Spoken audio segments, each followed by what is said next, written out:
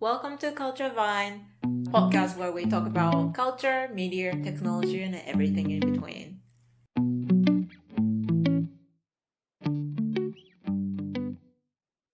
Hi, my name is Mari, and I'm today's host of this episode, which we talk about cultural differences. And today's topic, the specific topic, is on otaku.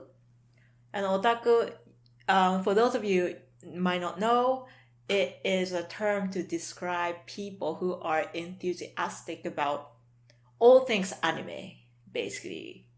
But well, the definition has been kind of unchanged, over the years. So we'll talk about that later. But basically, otaku is, anime enthusiast. And here I'm sitting with a proud otaku herself, Marcy. Yes, I am. I don't know about the proud part, but I am an otaku. Yeah. Yeah. But why? Why are you not proud of it? Well, I guess, and this already goes straight into the cultural differences, I guess, lenses that we're trying to look into otaku culture. Where I grew up in Brazil, when I was a teenager, so I'm already like 28, so that was, I don't know, more than like 10, 15 years ago. It wasn't very well received by your peers to be an otaku. Like, I grew up watching anime on TV, like Dragon Ball and Sailor Moon and things like that. Other kids did too, but then when it got to you being a teenager, it became to be very looked down upon to like anime. Yeah. Kind of like it being like a kid's thing or like a nerd thing. So most of my teenage years and young adult life, I didn't even tell people that I liked anime. And I mean, I've told you this story before. You were like the first friend that I came out as an otaku. I feel so humbled. Because I thought that I had to kind of hide that part in of my life to be able to not necessarily be with the cool kids, but like make out with cute guys and like do the partying situation and all of that throughout high school and college. And then later on, I embraced my identity, if you can call it that. And honestly, I'm still very surprised about how. I mean, I shouldn't be, but I'm super surprised about. I'm talking about how this, like, it sounds like it's such a dramatic experience when it's not. But I was so surprised about how people didn't care or were very embracing of that fact. Yeah. I mean, you know a lot of anime culture because you are Japanese, of course, and I think that's a little bit different, and that's a little bit what we want to talk about in the episode as well. But even by my non-otaku friends, I think it was really cool. For example, we have a German friend who is definitely not an otaku, but because Mari and I like anime, he started watching like Ghibli movies, and so I think after I came out of that shell, it's been really great to see people just be open. Yeah, no, me too. Like, I also have like some experiences.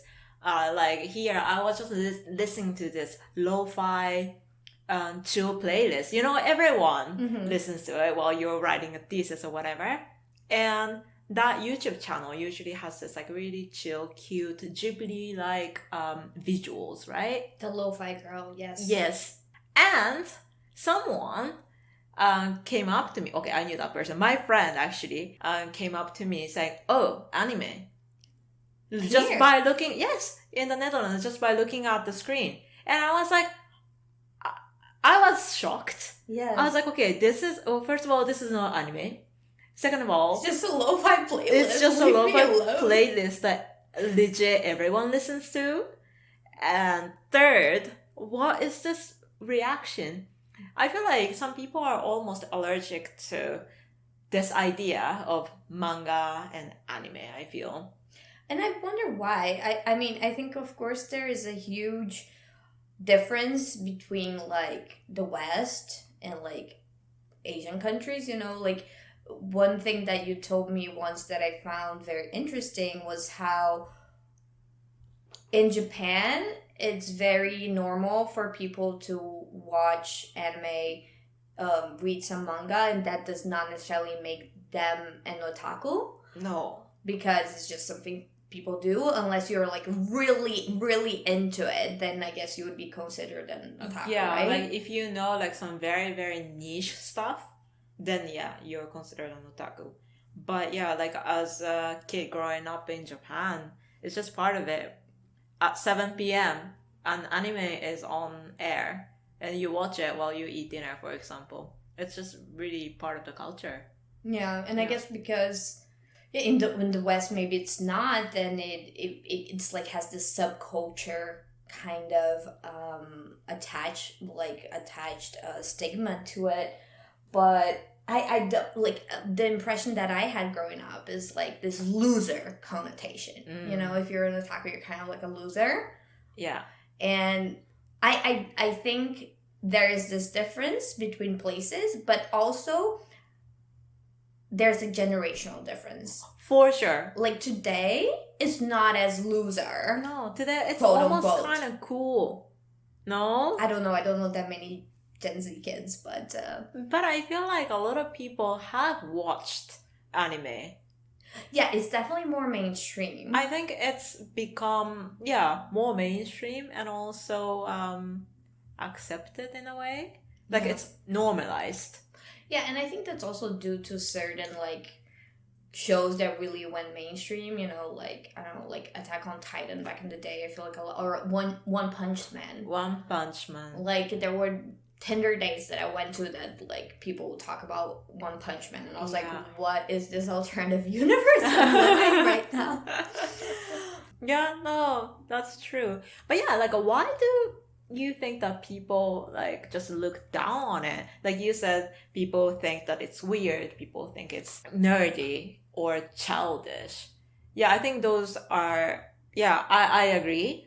But why? Why do you think it's like that? Yeah, that's a good question. I think, of course, the whole cartoon thing, like cartoons are for children or whatever. But what I find very weird in the West is that, okay, so we like anime sometimes can be considered like children's cartoons, but then there are cartoons for adults as well, you know, like South Park. yeah, South Park, Family Guy, whatever. Yeah. And those are not considered for children. No. But there are many anime that have very adult themes and stories. You know, it's not only like shonen magical girl battle situation. there's so much out there. Yeah. And I think it's like a big misconception as well about what is that medium. And what it represents. And this is something, a conversation, for example, I still have with my mom. Like I kind of still hide from her that I watch anime. Really? Kind of. Like she knows, but like it's something that I never mention because Oh.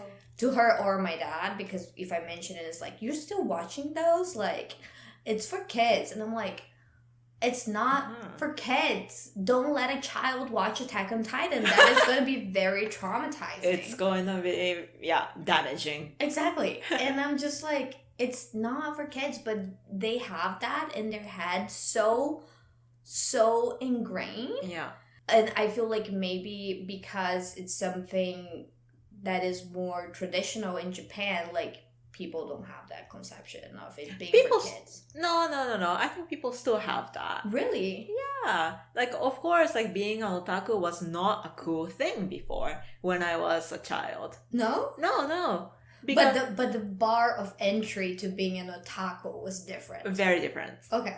Like, just having some mangas and just having watched this series on, like, anime series, it's not gonna make you an otaku. Okay. But if you were an otaku, it was a bad thing. Yeah, it was not very cool, no. It was considered to be a very nerdy thing. But was it also considered to be like kind of like a children's thing? No. It was not really considered to be a childish stuff. Okay. Yeah, I think it was. Yeah, in Japan, otaku culture doesn't really mean that like you are consuming something for children. I think it's more like a weird, media consumption. Yeah. Or consumption of weird media. Like, why is anime considered weird? I think so. This is my theory.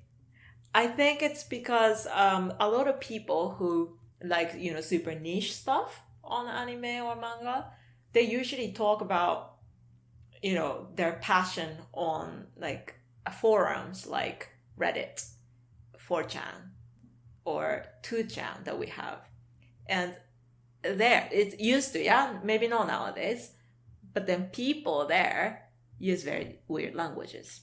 People share very weird images. But then if you're not part of that culture, you're not even gonna know of the existence of that, are you? You would, because if some weird things just come up and you might see it, it might go viral. That's how you see memes too. So basically what you're saying is anime is considered weird because of hentai. Yeah. Basically, yes. That's where we're getting at. Yeah. I mean, not only that, but it's part of it. Mm-hmm. And I think Western countries are fucking shocked. Our normal mangas don't really make an impact because it's just super normal. But then like when something like hentai comes out, people are suddenly like, oh my god, like in Japan, like there's this genre called hentai, and this is called manga. Whoa. 1 second. For those of you who might not know what hentai is. Oh, you would explain it? Hentai. Yeah, because is it a I guess my knowledge? mom wouldn't know what hentai is now. Probably not. What is hentai, Marcy? It's like anime porn. Yeah, I think that's a good way to put it. Yeah. Yeah, very visual. Very visual. Yeah. It's like watching porn, but cartoon porn. I mean, there's Family Guy cartoon porn out there at this point in life. I feel like there's everything. You go to like Rule 34, like everything exists. So, but it's a huge industry. Yeah, it is a huge industry, and I feel like it just got so famous just because of such weirdness. Mm-hmm. I think that's like what Western people picked up in the beginning. I think. Do you think this kind of aversion, I mean, we talked about how it's lessening nowadays with newer generations and stuff, but this aversion that for example, I've experienced with otaku culture in Brazil, and then you hear stories, right, of otaku kids being like bullied or things like that. Yeah. Do you think that it's related at all with like racism in a way? In Western countries? Yes. Yes. Yes? Yes. Okay. I think so. It's like a cultural production from like an Asian country, right? Yeah, exactly. I mean, like racism, and also like, okay, this is based on the feminist theory, but the bourgeois. I can't say her name. What? Beauvoir, the author of The Second Sex, a very classic feminist theory book from 1980 or something like that. Okay. 60, I don't know. But anyway, so she talks about this concept of otherness.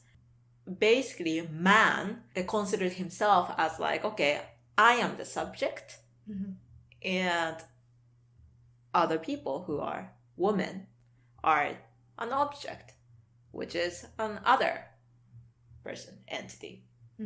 So like there's this balance between the subject versus object, and I think that's happening in the discussion of otaku as well. So normal people as the subject who don't know what this anime manga cultures are, versus the other, which is the otakus. So then of course like this subject group of people would consider them as, okay, oh, so they're different, they're weird, they are kind of under us, they belong to us, they are still same human beings, but it's just like how humanity kind of looks at the otherness, right? I think like rejecting what's different from you and what you can't completely understand. Yeah, it's like this subordination man above woman. And I feel like this is specifically maybe, I think this is really interesting what you're saying. I think this concept of otherness works when it's like people from a position of power, right? Yeah. So like, because we see historically a different movement, for example, with American cultural production, right? Mm-hmm. And how it was incorporated in a lot of different places, and how like America kind of like sold Hollywood and the whole like movie industry model, and how there was a big export of cultural production, but that comes from like a place of hegemony, right? Yeah. Like a place of power. Yeah. And then if you are the one in power within cultural production, then you don't need to go through this otherness, how can you say that, the otherness process, or you don't feel like you're being othered. No. And then I guess if you're not from a hegemonic position within cultural production, that's when you are more inclined to suffer those things. Yeah. And this is me theorizing on the go. It's very hard to wrap my head around it, but I kind of just realized that, it's like, why are some things exported and seen in a like revolutionary light, and others are seen as weird, and maybe people that participate in that cultural production are individually attacked for their interests, right? If then like the new stuff comes in, then like it's considered first as a subculture, and I think it's kind of hard to get out of it. But I think what changed in terms of anime in the media production is when Netflix started to incorporate Ghibli movies in 2020. I think it's because of Netflix, which is such a big platform for watching something. I think it really gave a lot of people access to the first entry point to animated films or series on a mainstream media platform, which made them, I don't want to say it, but then like it kind of gave them a credibility in terms of, okay, so this is on Netflix, so it cannot be that bad. Yeah, but because it got incorporated by a West, like, huge media conglomerate. Yeah. So that, I never thought about that, but I think you're right. I think, of course, anime rose a lot as a subculture, and I think there's a huge correlation between, like, the subculture and otherness, and then, like, going mainstream and, like, becoming more like the hegemonic place for, I'm gonna say, cultural production for the 5th time. But anime was already growing as a subculture, but it really gained more of that mainstream appeal around that time. I think that Netflix was really licensing some things, right? It started with the Ghibli movies, you're right. Yes. Huh. Yeah, because I mean, like, Ghibli movies were already kind of popular before 2020. You say Ghibli and I say Ghibli. The right pronunciation here is Ghibli. Ghibli? Yes. What about in Japan? Ghibli. Also. So that's why I'm saying it. I've been saying it wrong all my life. Yeah, and I have corrected it many times. God damn it. Alright, moving on. Yeah, so Ghibli movies were already popular, but then that's like how also Netflix picked it up, I think. Yeah, nowadays you got them like kick a basket and 10 fucking like Ghibli movie enthusiasts come out. It's crazy. Everyone's a fucking Ghibli movie enthusiast for some reason. And I think, okay, this just came to me, is because, okay, I feel like people would be very angry at me for saying this, but... Go ahead. Ghibli movies are the least animes out there. Yeah, that's why it was popular. That's why it is popular. You think so? I think so. Okay. Because... So I thought I had a great theory, and you're just saying this is common knowledge. No, I'm stupid. No, I don't mean that. Thanks for pointing that out. Yeah, because like Ghibli movies don't use this like over exaggerated their voiceovers are known for that specifically, right? That they don't do the over-the-top anime stuff. No, like they usually hire people who have no experience to do their voice acting. Because the director just wants to give like some natural feels to it. I do like that a lot. Yeah, me too. Yeah. But I think it's very hypocritical too, how some people say like, oh, I can't do anime, it's so over the top, it's so cringe. I get it, anime is cringe. As an anime fan, I 100% agree that it's cringe as fuck. But you cannot tell me that the goddamn a bajillion superhero movies out there are not cringe. Yeah. That shit is cringe as fuck, okay? All Hollywood fucking movies are cringe as fuck. Yeah. Romantic comedies are the most cringe-worthy things ever created. Extremely non-realistic. People don't talk like they talk in romantic comedies. So don't come at me saying that people don't talk like they talk in animes. Of course they don't. All of our media is fucking ridiculous. Yeah. So definitely. that's like a hypocrisy right there. I really don't like when people say that. But I agree that anime is cringe. Yeah. But Hollywood's cringe too, so. I mean, also musicals, right? Like no one talks like a musical. Yeah, musicals can be pretty cringe too. I love musical, but then like I also is a musical like an equivalent of anime? No, What? no, What do you mean?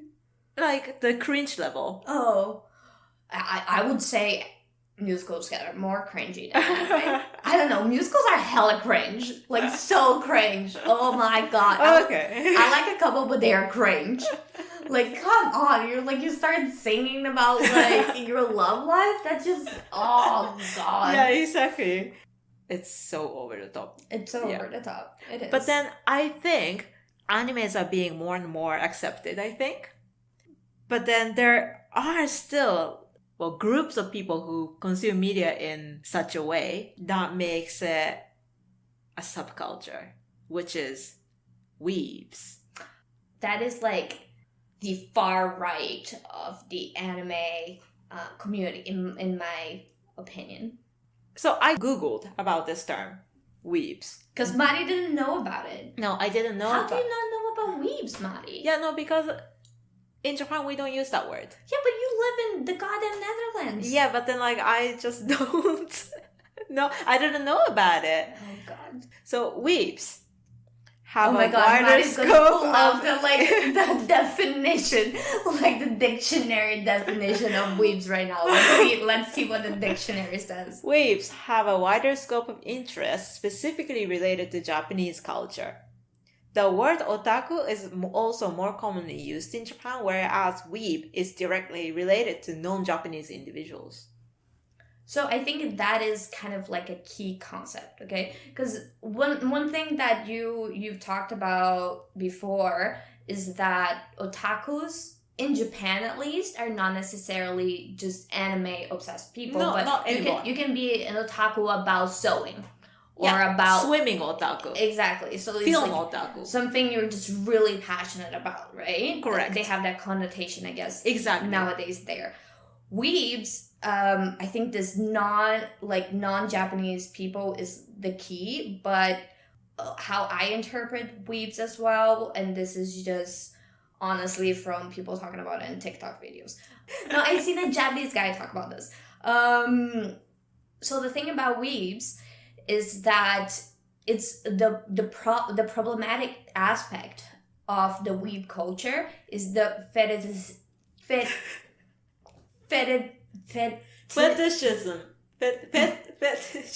Fetishism. No, fetishization.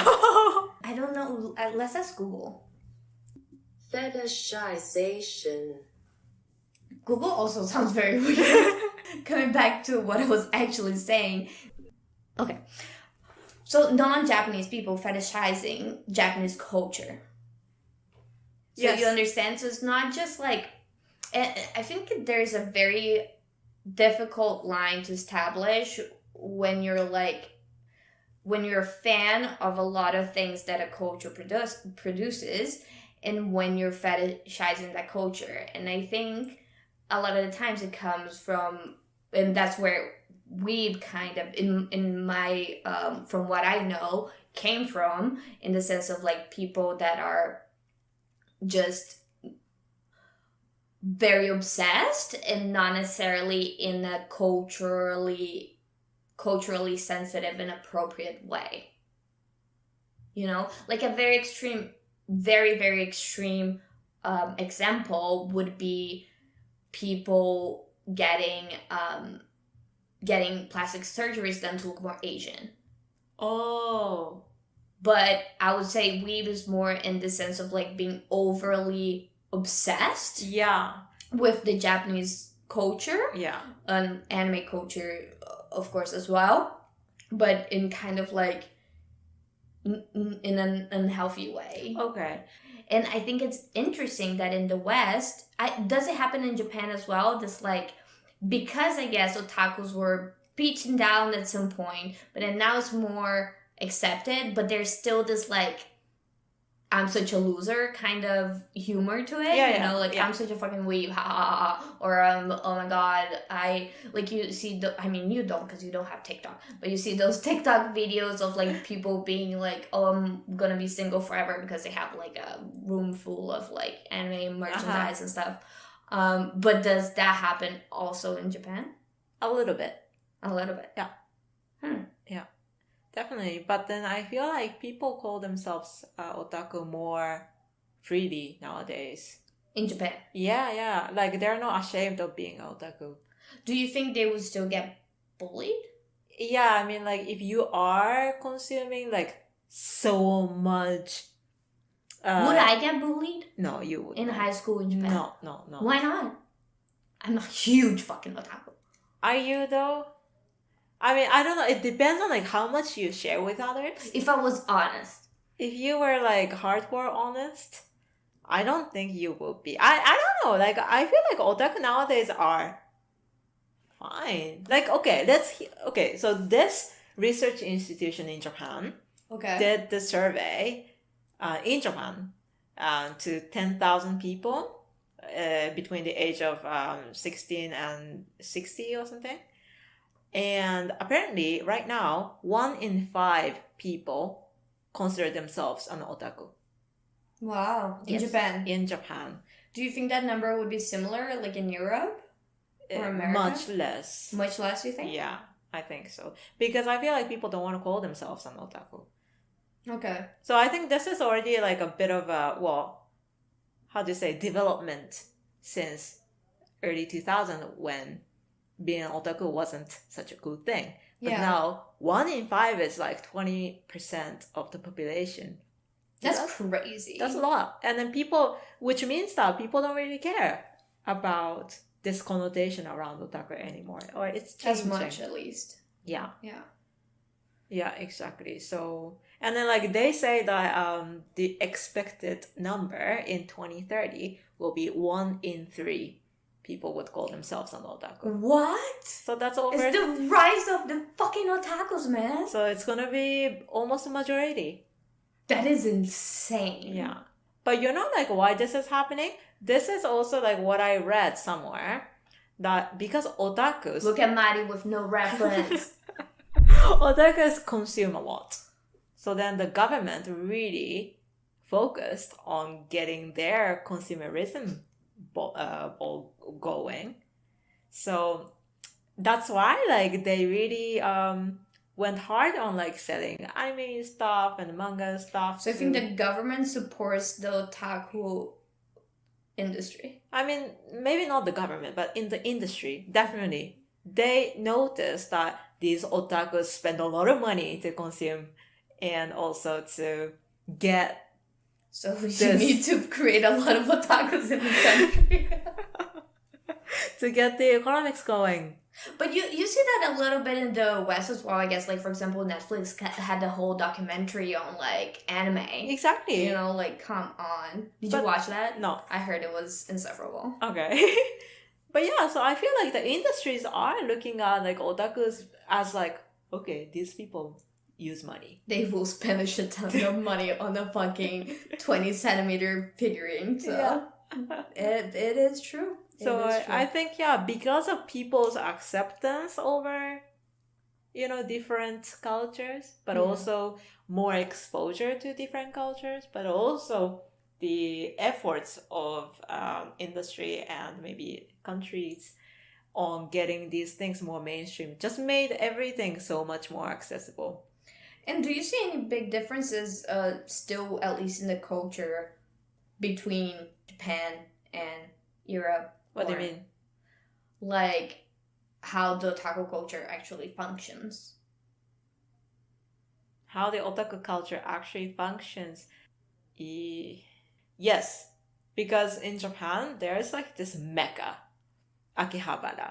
Okay, and we don't have an Akihabara. No, there is no hub for otakus. In Japan, there is a physical place in Tokyo. I'm sure there's more than one though. Or do you think Akihabara is like Okay, yeah, I guess that's right. Yeah. But maybe there's one in like London, who knows? Yeah, maybe. I'm sure like there's like this community center or like this bookshop that's like a hub, but it's not Like a district. Yeah, Yeah. a whole fucking huge ass district. Yeah. So I guess it's easier for otakus to kind of mingle and interact. That is something that I do see sometimes in Europe, that you see a lot of lonely otakus. You know, like the otakus without otaku friends. Yeah. Like me. You know, you're my most otaku friends, like in quotation marks. And I mean, you know a lot of anime and manga and have really good taste. Thank you. But you're not like an otaku in the soul level of like obsession that accompanies like a little bit of otaku culture. You know? Yeah. No, I enjoy mangas and animes, but as an amateur, it's not. You don't get obsessed about it. Yeah. Yeah. And you wouldn't buy like merchandise. No. Yeah, I barely buy merchandise, but that's because I still have like weird trauma, and I don't want to bring guys over to my house and then have they stare at like something. So not that I have brought anyone over in like a billion years, but still, there is the hope. So you are still worried about being a little bit judged based on that. 100%. But anyway, so let's just wrap up this episode. Yeah, we just talked about otaku today and explored the concept of otherness, why it's weird, and this could be an academic paper. It can. Exploring otherness through the lenses of otaku culture. There we go. That's the title. Oh my god, this would be genius. Yeah. Someone write this. I have burnout from academia. Same. But anyway, well, thanks for listening and see you until the next episode. Bye. Bye.